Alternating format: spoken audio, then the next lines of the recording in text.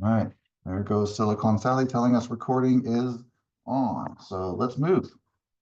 Um, this meeting, the PMCG, is hosted by the steering committee, and that includes me as co-chair, as well as Jen as the other co-chair. Members present, last time I checked that participant panel, are Christina, Michael, and Carol. I believe John couldn't make it. I'm not sure that Lisa's here. And I didn't see Alex yet, but it's a great group of people to work with. We work hard on planning the programming for our monthly meetings and keep an eye on that connection listserv is what I'm going to call it, to see what topics you guys are interested in, see if any of those topics are popular enough to fuel one of our monthly meetings. So yeah, we spend a lot of time working through that. Today's agenda, we've got a main presentation for note-taking skills presented by none other than me, and then a couple of announcements toward the end, so you definitely want to stick around to the end. Our topic is, and I know it doesn't sound exciting, but I'm going to try and make it exciting. So if the steering committee is feeling brave, they can give me a dramatic echo. But the topic today is adventures in note-taking. And I get a little celebratory icon from Jen. Thank you so much. There you go. All right, well, moving on. This is part of our 2025 series, Getting PM Fit. So what are the small things we can do to be better project managers? Just looking at some of the basic mechanics of what project managers do and which things we can adopt to move our projects along and be more successful. For me personally, this reminded me of a quote that my wife and I use all the time. We follow KJ Ramsey. A little bit of her backstory. I don't want to go into too much detail, but KJ Ramsey is an author and therapist, and she has a chronic condition. And with that chronic condition, comes regular pain. And so every day she talks about the process she goes through to keep writing, to keep producing her material. And so she makes a small choice every day to write something. And that small choice contributes to the larger goal of a potential book, right? And so she goes on to say, small choices add up, small choices carry us into larger goodness. And so that quote, what does that have to do with note-taking, Ed? Well, I'll get there.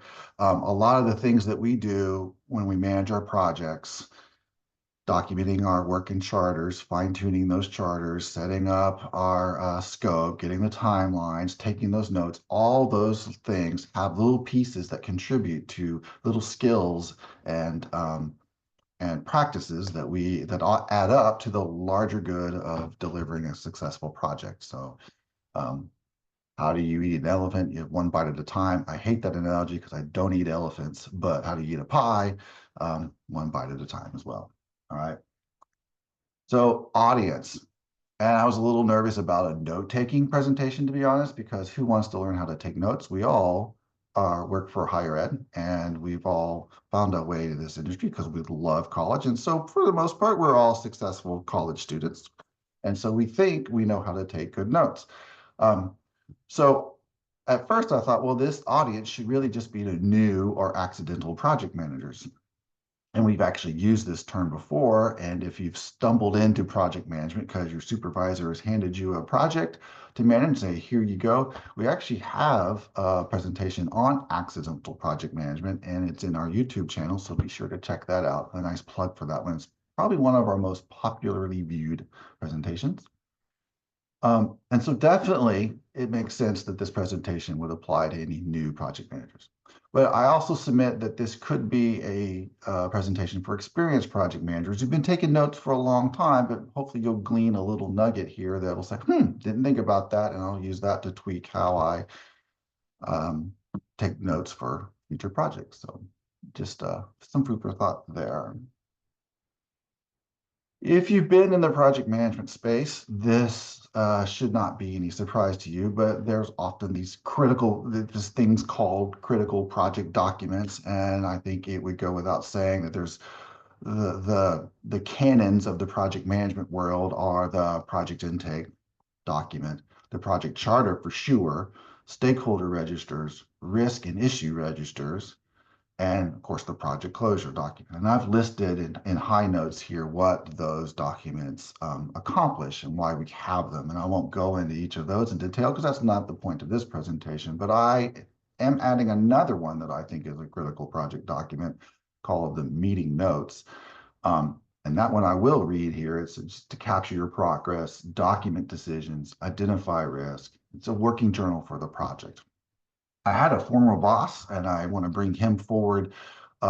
His quote forward is he used to use the word cross stitching. A lot of what project management is the cross stitching. And I love that phrase because as he would describe it, if I'm not a cross stitcher myself, but if you think of the front of a cross stitch project, it's nice, it's pretty, you can tell what it is, the lines are sharp. But if you were to turn that cross stitching hoop around, you would see a mass of interconnected threads and knots and all sorts of things because what's happening on the background of that cross stitching hoop is really what's driving the image that you see on the front. And that's what I believe the meeting notes, add opinion here, the meeting notes perform that cross stitching. It's really to help you figure out what's going on with the project. The most important thing that you can do as a project manager is make sure you've got good meeting notes. Let's move on. So let's talk about what elements you should have in your project notes. Well, your meeting notes should definitely have the date that you met, of course, and a list of the attendees. And you're not doing that to take K-12 attendance. You're really noting, you're trying to map who was in those meetings because it's going to be important to know if decisions were made in that meeting, who was present. So you need your list of attendees, any topics or new business that you're going to discuss for that project meeting, and then some way to track decisions and some way to track action items, right? And I did miss one item here, but I'll cover that in my next slide here, which is modifications I like to make on my notes is I keep the dates and the attendees, of course, but I try to include in every meeting the goals from last week. And those goals are pulled forward from the last meeting because if you skip down to the last bullet, in the previous meeting, we've taken care to document what the goals were for the following week. Kind of a sprint way of thinking, but I don't want to follow the sprint. A lot of people do. This is just making sure that when we leave this meeting and we know we're going to meet again, because all of our project meetings have some sort of meeting cadence, we need to establish what it is that we're going to try and accomplish. What's our short goals for the next meeting? And those goals need to be realistic so that everyone can come to the next meeting and say, yeah, I did that. Yeah, I did that. That got done, but I ran into these issues. And then that middle bullet here, during the meeting, things are going to come up. So what are those topics that we need to bring forward to discuss, decisions we need to make, risks we need to call out, and that those items go into this section here. All right. Tips for meeting notes is to have consistent organization. And I'm going to spend a little bit of time here. This consistent organization applies definitely to the project that you're currently managing. Your meeting notes from meeting to meeting should have a consistent format every single time. One, to be neat. Two is you hope your project team is going to refer back to those meeting notes. And so they need a way to know without increasing any kind of cognitive load, without having to figure out, oh, well, last week we took the notes this way. The next week, this week we're taking the notes this way. And a month ago, we took the notes that way. And then they have to keep rethinking where are the decisions going to be? Where are the action items going to be? What was that? Who attended the meeting? Where's the date for this meeting? Just as long as you're consistent, that keeps your project team from having to work extra hard at interpreting your notes. I would take it a second level is if you're a project manager managing multiple projects, it's also a good idea to be consistent across all of those projects as well. And if you're up for a real challenge, if you've got a project team or PMO team, this is the higher level to achieve if you can get there, is can all of the project managers take notes the same way? And that's a big ask because every project manager likes to take their notes their own way. But if you have a PMO that's servicing your IT department or some other department, if any one of those project team members who you know are working on other projects. If they knew that, hey, every time the project managers from the PMO engage, they're going to take notes this way, and that way I can easily, as a developer or as a communication specialist or whatever other role, I can quickly skim these notes, then awesome. I now know that they're going to be taken consistently. It's a really big ask, and it's hard to do, but definitely one worth pursuing. Definitely want to stick to the high notes in your project meetings. We'll talk about what you're really looking for here. You are not a stenographer, so you do not have to feel that you have to write down every spoken word. You're really looking for pulling out what are the items or what is said that could potentially impact that iron triangle of project management, right? Which would be time, scope, and cost. Anything that impacts those three things, that's definitely something you're going to want to make note of.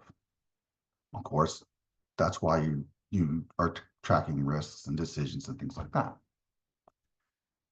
Definitely want to send a copy to the participants after the meeting.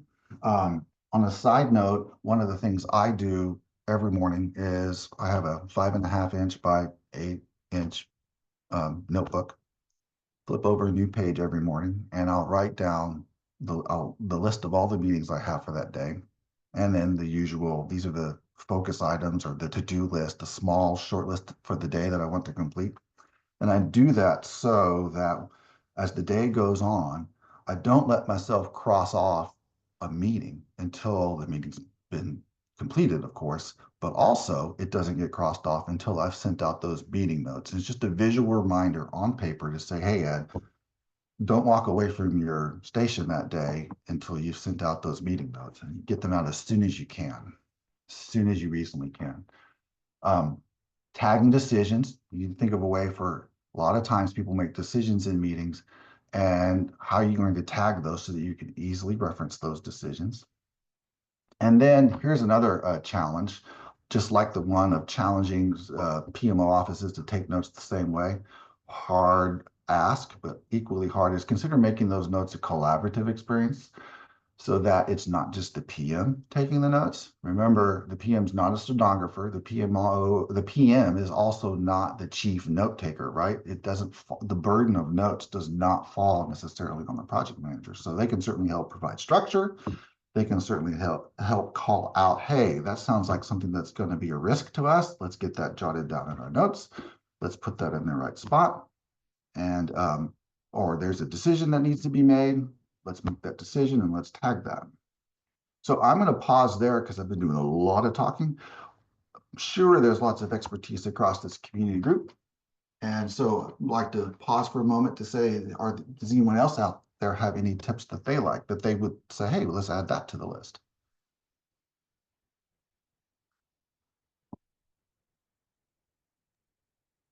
Ed, I have something to mention. Sure thing. Uh, what I do on my meeting summaries that I send out, as well as on my agendas, is, in the beginning of a project, you always do an initiation document, or even in the scope document. I always have a scope statement. So what I like to do is take that scope statement, put it on my agendas, and put it in the meeting summaries. And I italicize it so it stands out a little more, just to remind everyone why we're there, try to prevent some scope creep. But it's just kind of a nice way to remind people what we're doing and why we're doing it. Yeah, that's a good tip. You got a same Carol from Jen. Awesome. And I'm looking at Karen's comment. I'm going to read this one. Link to related report. Yes. Working documents supporting spreadsheets. Awesome. Yep. I do that too. I'll share that in the template that I'll share on screen a template I use, and you'll see I do this exact same thing that provides the details. Don't make me hunt for supplemental materials. Yes. I love that. Reading further back, Jen likes to start the meeting with a quick reminder of the meeting purpose and goals. Yes, definitely. We do a running meeting note document. Awesome. So there are some experienced people out here. Awesome. All meet notes are in the same doc with the most recent at the top. 100% on that one. I totally agree. Thanks, Jessica. I would say also, like what Jessica says, I keep like a running document, like a Google Doc. And then I also, depending on the type of project or whatever initiative, I encourage folks like add things to the agenda. If something popped up, add to the agenda some things that might be considered for the agenda. Mhm. Or if I, messed up something in my notes, like make a note and add it. And so I encourage folks to also take ownership of the notes too. Oh, definitely. Ed, I just have a slight thing, and it just reminded me of when you were doing your presentations on the attendee list, where you list the attendees. I list invitees and also the attendees. I highlight the attendees simply because I've had situations where we've had situations where people are not attending meetings and then will complain later on that they weren't informed or weren't aware of something. So unfortunately, it's a form of policing, but just FYI, we found it useful. Yeah. Thank you, Chuck. And then Jake is adding here, and I'll bring this forward out in chat. I know you guys can see this. We tried AI note taking through Zoom to assist with manual meeting notes, but we found it wasn't truly accurate process. Yeah, I've got a colleague that shared me a story about her experiences. It was a little awkward what the the AI tool had done for her meeting. Abby says we also use Basecamp at Bucknell so that outside partners, consultants, etc., can be part of those notes. Yep, as well. Yeah, and I was gonna add too that I started trying to use Microsoft Loop for note taking, and so I would try to keep a lot of documentation within like a Loop workspace. And it would also let me use certain Loop components where I could track some of the tasks and progress on things, and it would be consistent against like in multiple places. So if I put it in our team space or in the Loop space or wherever, it would kind of carry everything over. So you could update it Mhm. all in real time, which was nice. But the hard part was the learning curve for the rest of the project team and trying to get everybody else to be as jazzed about note taking and keeping all that together as I was. So that was not not as successful as I wanted it to be. Yeah, I agree. I find that I think we can all agree. Everybody hates taking notes. And to be honest, um, while I think I can do a good job of taking notes, it's not always my favorite task to do, but I know it's necessary. And so I often the same motivators that make me take the notes are the same motivators I like to communicate out to the team when I can. Say we're taking these notes so that we can capture these decisions, identify these risks, get these things recorded. So, yeah, and I see a couple of comments here about how AI is getting better. And we'll talk a little bit about AI in the following slides, but I'm going to take Christina's segue as there we go, tools. So it's not a project management community group if we don't talk about tools, right? So these are just a list of tools. Again, I'm pretty sure most of the community group is aware that there's lots of different tools to take notes, but this is often a good time to bring forward what are some other tools that people use. So definitely paper and pens, the tried and true method. As many of us moved to hybrid and remote environments. We've moved on to Microsoft Word or Google Docs. Great. OneNote is another tool. I used to use OneNote all the time, but I ran into one issue, and this isn't a troubleshooting session, so I won't go into a whole lot of detail. I ran into one issue where we were using OneNote collaboratively, and it wasn't syncing the notes across the project team members' OneNote application. We would run into discrepancies. And so as soon as I saw that happening, I abandoned OneNote. I didn't want to get into a situation where notes were getting lost. Confluence or wikis, and I've tried experimenting using our Confluence space for note taking. It's got some great features where you can tag people, like Google Docs lets you tag people for action items. But then it has some other drawbacks there that I'm still working through. One MS team tip I like to do consistently, because I'm a big MS Word user for notes, is Okay, great. I'm using MS Word. How can I get the note document up front for everyone to get to quickly? If you're familiar with Teams, I add I think it's called a tab. Add a tab, select Word as the app, and then drill down till I find the notes document. And that way they're not having to sift through project documents folder to find the notes. It's always available at the top of the team space.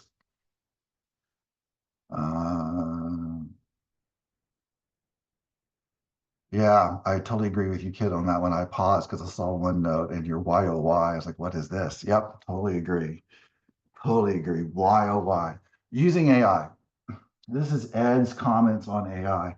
I am not a technology Luddite. I love playing with new tools. And when the generative AI stuff came out, that was great. When I heard about the other applications of AI to use to record meeting notes, I raised an eyebrow and thought that's kind of cool. But my comment on AI is just be careful using it. Don't let it be a substitute for active listening. Research has shown that if note taking helps not only improve retention, but also improve active listening. Because there you are, you're having to stay engaged and making sure you're typing the right things and making choices about what you write and what you don't write. And that keeps you focused. The minute I've noticed that a meeting's being recorded or someone says, yeah, we're using AI, I tend to kind of relax and sit back. And then instantly, with about 5 minutes or so, I've already caught myself losing focus. So I really don't like to use AI a lot for taking meeting notes. So I was going to ask the audience, what are your favorite note-taking tools? Christina has already said Microsoft Loop component.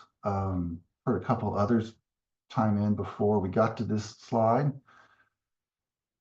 Does anyone want to come forward and report any successes or gotchas with AI?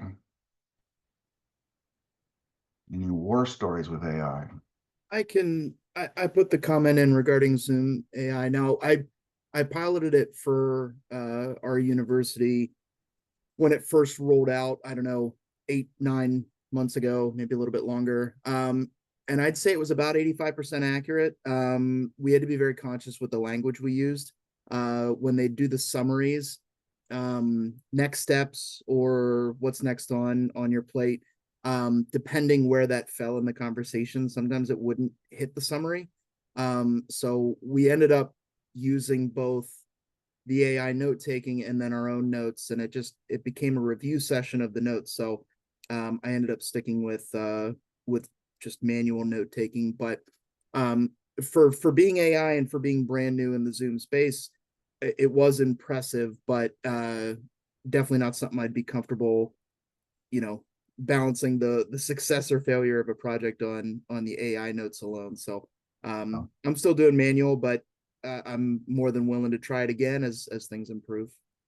Yeah, and I would be doing your universities a disservice if I didn't say this. Be sure to find out what your university's policies are on using AI. Some universities have very strict policies about not using it. Others have their own AI environments already built up, and I encourage you to use that. So just make sure you're aware of what those policies are. And to, I think that was Jake that made that comment. Just remember, as you switch over to that AI, the success of your project is depending on this new technology that people are still playing with. So if you're going to use it, do something else in parallel. There's a Microsoft Teams plus Copilot, edit content for OneNote with action items. Accessibility concerns are important. Okay, definitely. All right, templates. So this slide is a cue to remind me to move over to my template. I've since then have consolidated down to one template. Let's see here if I can. Whoops, now I'm giving away the cheese. Hold on. So I'm going to go to a meeting note and just show you how I structure mine. It's not to say my way is the way, it is a way. And definitely happy to share. I'm going to, just so you know, one of the quick time savers I do is I don't know if you guys are aware of this, but you can pin documents to the top of these menus as you mouse over them. So all my active projects, and yes, these are my active projects, have a meeting note link, forgot what to call this, a quick link that I can access without having to dive through folders. So let's go to, and yes, ironically, Ed is working on a project called Ed Sites. So there you go. We'll hit this tool, this meeting notes. It's got a good example of the things I do.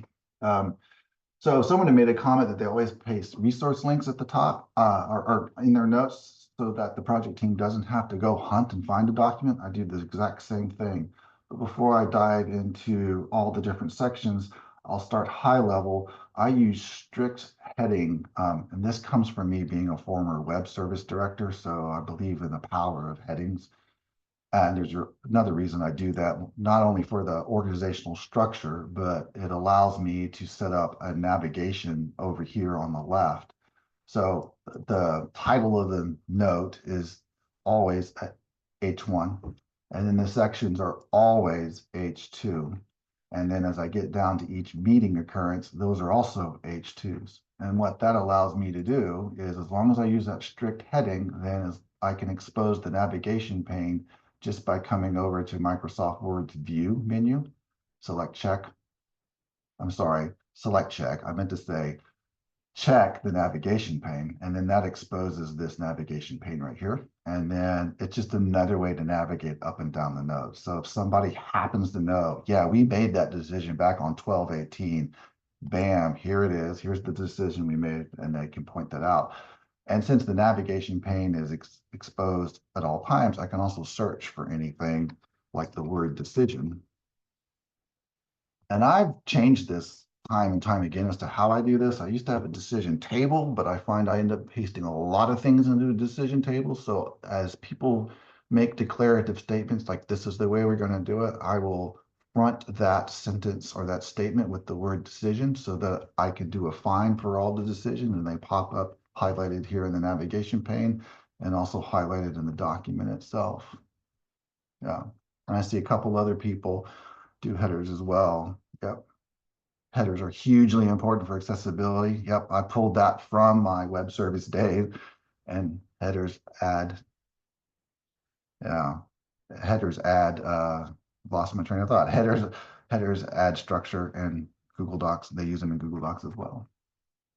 So there you go. That back into the structure of Nudge, you can quickly see I have resources section, which we already talked about. I got a question and answer section for this particular meeting because a lot of questions have come up while we've met, and I wanted to make sure that once we found the answer, that answer was documented, and therefore we didn't go back and rehash that discussion later. And then I'll have an important date section at the top, and then document any issues as we go. Our project management system has a way for me to document these issues directly in the system for each project. It's just not socialized across the entire department yet, so I keep it here in a Word document unless it gets really long. All right. And then the rest of this is just the meeting after meeting after meeting after meeting. So yeah, parking lot like that is the parking lot. I tend to have the questions that aren't answered in the remaining question section for the last meeting we have, and then I just go through the process of copying and pasting this latest meeting, creating a new meeting with the new date, and then turning this week's goals into last week's follow-up. And then that way I've got the remaining questions that we're still waiting on answers on, and then I'll add any additional agenda items to the meeting. So that is how I take notes in the template that I use. But let's say that you have a template that you're really proud of. We'll go back to the browser and you want to submit it to the PMCG. Well, we have a way for you to do that. And live, I'm going to connect, and it's going to let me in.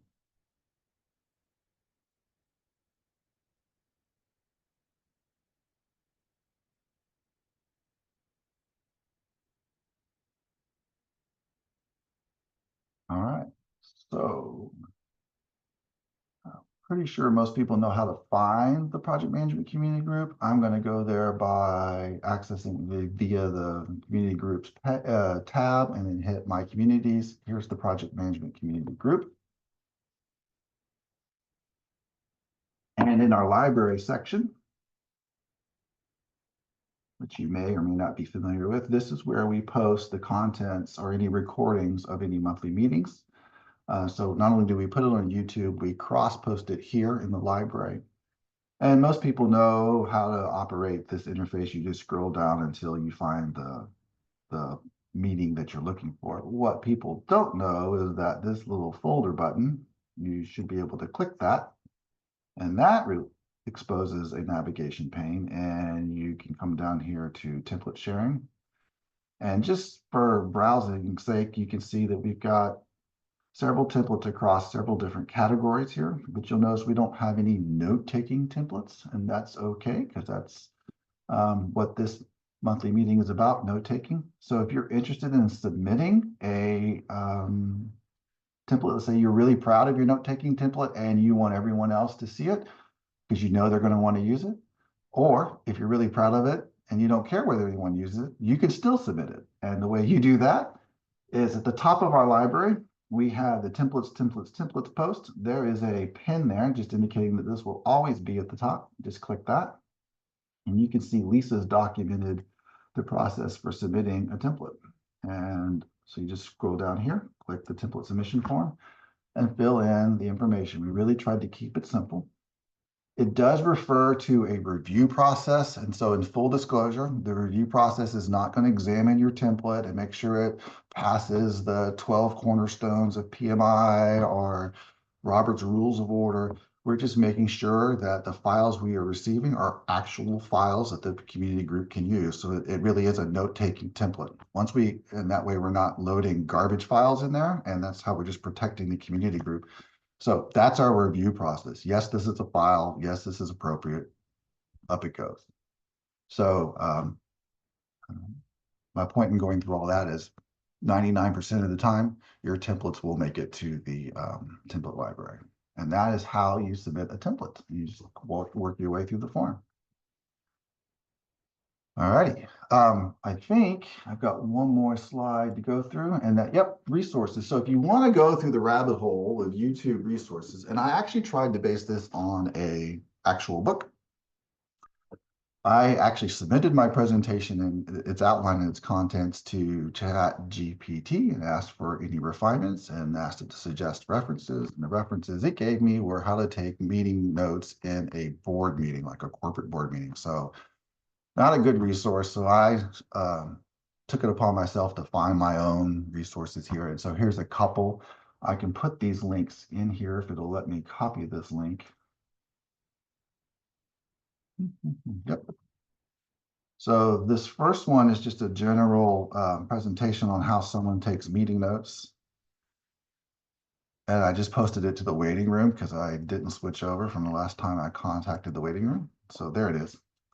So that's just a general session. This one, if you are a OneNote fan, your mind is going to be blown. This is a way, if you have a project and you already have set up recurring meetings, so you know when the meetings are, this is a way to couple Microsoft OneNote, and I think it was Excel, to rapidly create meeting note pages for every single one of your meetings going forward. And that way, each meeting, you just go to the right page. If you're into that kind of gadgetry and cool tricks, then this OneNote video is the video for you. And then this is someone who I follow casually on YouTube. She's got good ideas about using Microsoft products, but she talks here about the secret to note taking. She uses a 4-quadrant method. So if you're looking on changing how your notes are taken because whatever you're doing now is not working for you, and you don't really like Ed's way either, then you might want to look at this one as another way of doing it. She's a paper and pen note taker, but you could probably make some translations to the digital side, and she brings up some good points as well. So those are my resources for note taking. I'm going to pause there and just see if there's any questions or anything that I've missed in chat. Steering committee, if you want to help me out make sure I didn't miss anything. Anything related to note taking before I move on to announcements? Ed, I have a question. Sure thing, Jasper. So I've heard that you say you share your notes, and I've struggled with that because when I take notes, I document risks and what's going on. And, one of the risks may be so-and-so stakeholder is adamantly opposed to this, so I need to manage that. But, I can't now share that with everyone. So is there a way that you are able to take your own notes and then notes for the group? I wound up having to do a summary afterwards and send that out, but that's almost double work. So do you have any insight into that? That's a good one, and I've been there a couple of times. Well, so what, to make sure I understand, you're taking notes and you're okay with collecting the general risk related to the project, but every now and then somebody brings forward that Dr. John or whatever is just not supportive, not engaged, hasn't attended, whatever the reason is, and Yeah. that is a risk, yeah. I would The example note that I that, use, but it could be anything that I don't want to share with the group. yeah. What I tend to do in that situation is I put my paper notebook that I always have at my desk. I will turn on to a new page, right? And then I'll just write that project name across the top of that page and just write that particular sensitive risk. And that gives me time then after the meeting to think, okay, I've taken the sensitive risk down. It's about somebody. How do I want to handle that? It needs to be documented in the project resources. So if you've got a PPM system and there's a way to put that risk in there so that, and it's not publicly shared, so at least you protect yourself and the project team, then do that. But just documenting it is not enough, obviously, right? I also spend time figuring out what things can I do? How can I get this person engaged? And I try to grease that wheel so that that risk doesn't stick around too long. I really don't like having those type of risks hanging out there forever. Hope that answers your question. It does. Yeah. The not related to note taking, stakeholder engagement can mean an entire presentation on its own, but lack of stakeholder engagement can totally destroy a project. And so that has to be handled right away. And you need to at least start handling it right away. You may not resolve it right away. Good question, though. And the reason I like the paper note thing for those high risk situations is it's a way for me to mentally say, all right, I'm taking a moment to pause. I'm going to write this down over here. And that gives me time, giving me permission to think about that later. Not putting me on the hook in front of the project team. Just I'm going to think about that later. Also, if you're writing it down, it sends a message to everyone in the group, hey, I'm taking notes on this. But if I'm typing it, they may think I'm just multitasking and doing something else. Yeah, absolutely. And sometimes when there's that weird silence where you stop taking notes on screen, because I often share what I'm typing on screen and they see you looking away, and I'll just say, hang on, I'm taking a note. Somebody just said something about this and I need to make sure I capture it over here. I'm not ready to put it on screen yet. I think they'll get it. They know what you're doing. Anything else?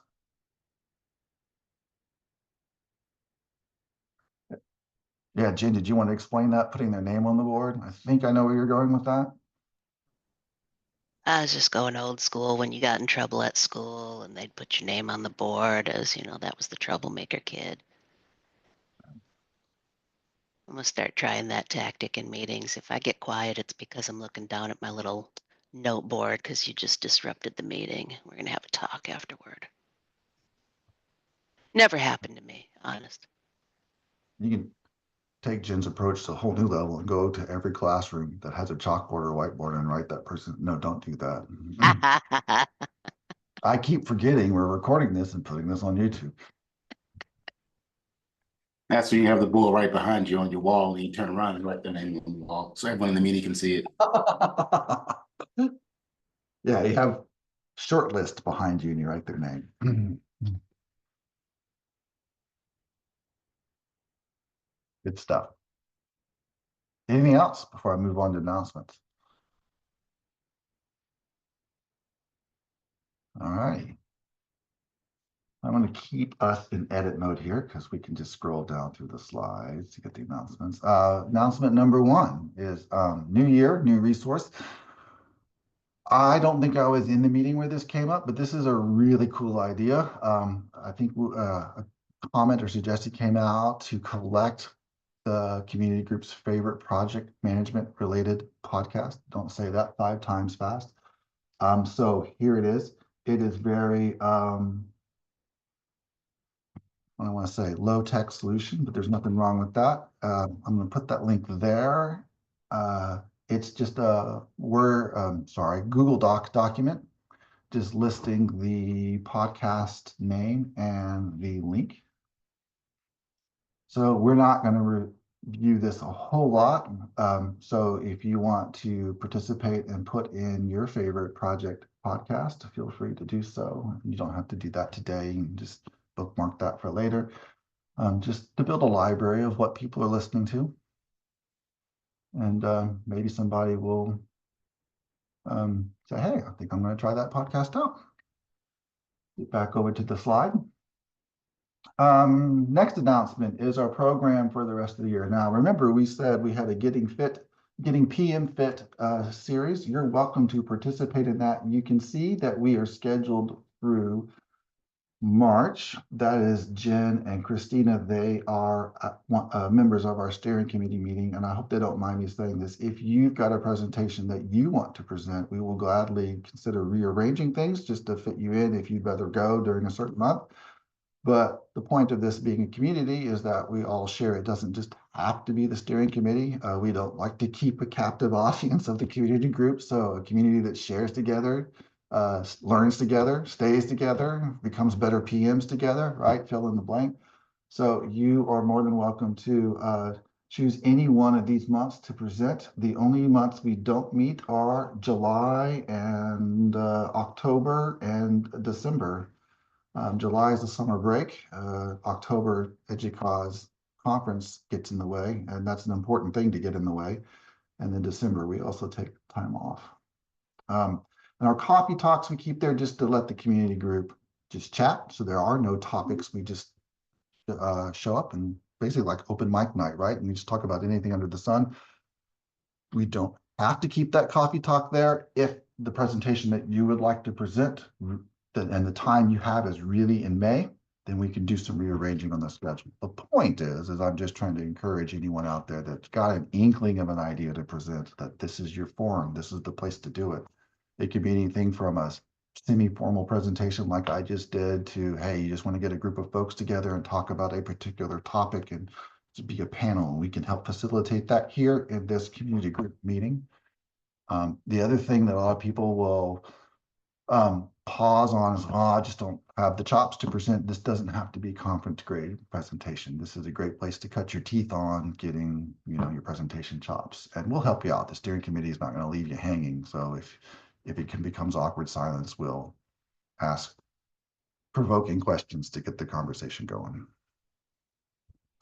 And Carol is absolutely correct. If you present, you definitely get credit for the hour that you present. I'm not sure, because then I suddenly realize I'm being recorded.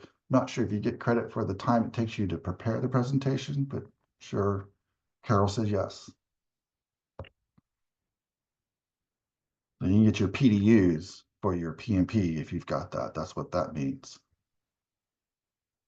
And don't Right. forget to record it for your self evals if you guys have to do self evals for work also. Yeah, I'm definitely sending this recording to my boss. Oh. And I just looked out the window and the person delivering a package took a picture at the window, and now I'm on her camera. So that's awesome. Okay, folks, I've had fun with this presentation. So I guess we can stop the recording here. So if you don't want to stick around, you're welcome to go on about your day. I hope you've learned something about note